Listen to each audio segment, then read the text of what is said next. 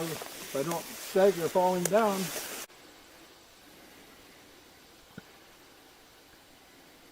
I think that's bear shit.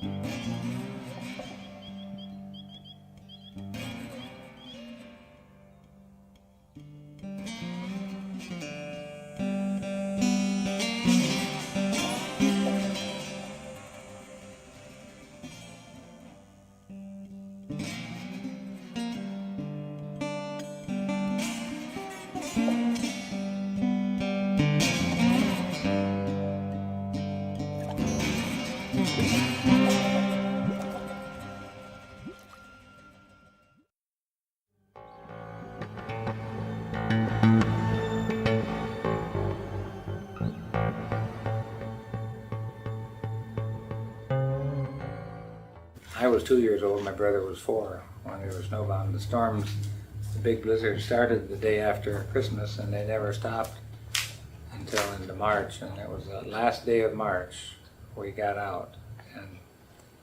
And the snow was still deep, but my dad shoveled the driveway and we got out into the road and heading toward Coates Highway because we figured that'd be plowed. And he would ram into the deep snow with the car, and then he'd get out and shovel us out, and then he'd back up and slam in it some more.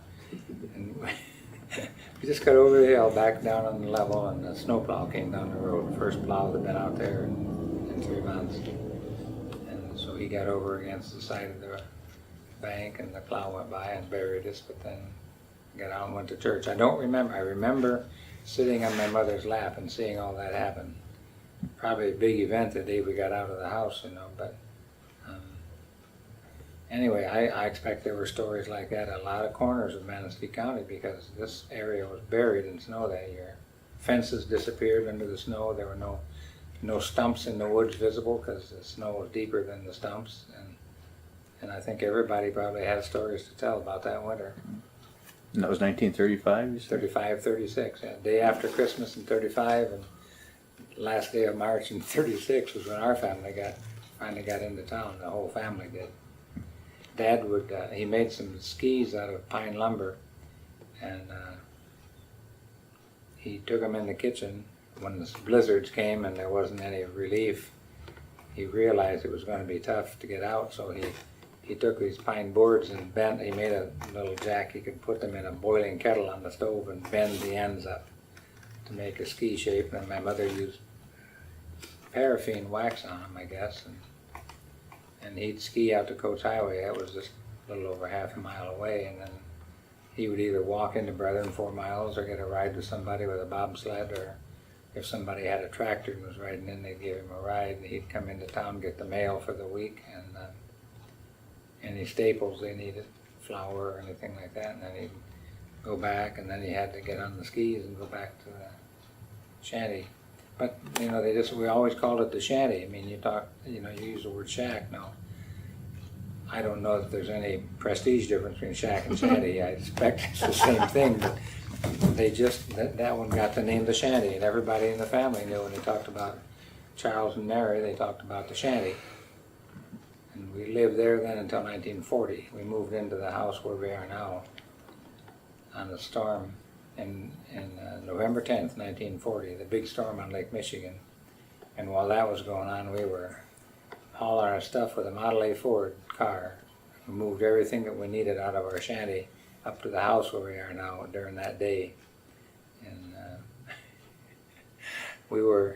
the walls weren't all plastered yet in our new house, but it was going to be plastered, and the house was covered with tar paper.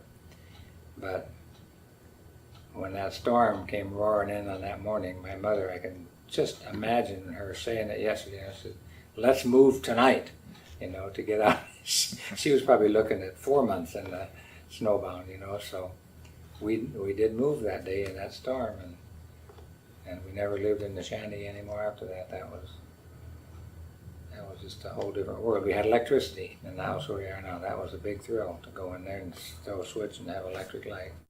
I'm trying to find anything people do with stuff made of birch, birch trees or anything like that. He's done a lot of postcards with I've pictures made of loons. postcards.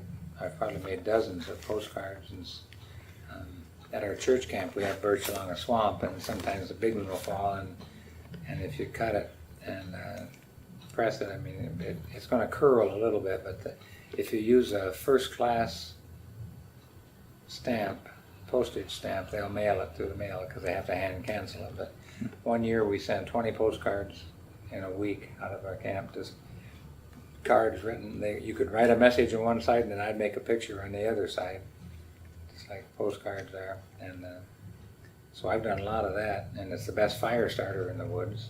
And then we knew of a guy made a canoe out of a birch bark, but we discovered in our sawmill that my dad had made that if you cut the birch at the right time of year, when you saw a slab off one side, the birch will fall off the rest of it. So I expect the Indians knew about what time to cut it, because they wouldn't have had to peel the way you have to do, the entire bark layer just comes off. And so we had them laying around our mill yard that year, big, if they had an 8-foot log, we had an 8-foot chunk of birch that was birch bark that was just in the curl of the shape. What did you do with them? And just burn them? Played with them, and I suppose burned them. We wrote on them.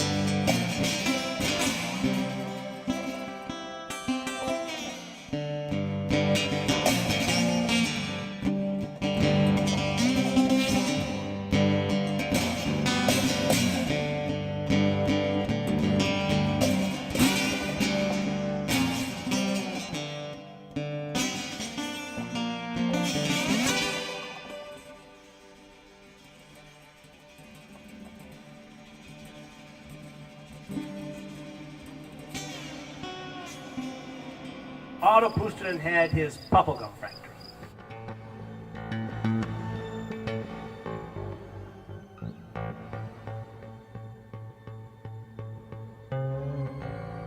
When he decided I need an advertising campaign.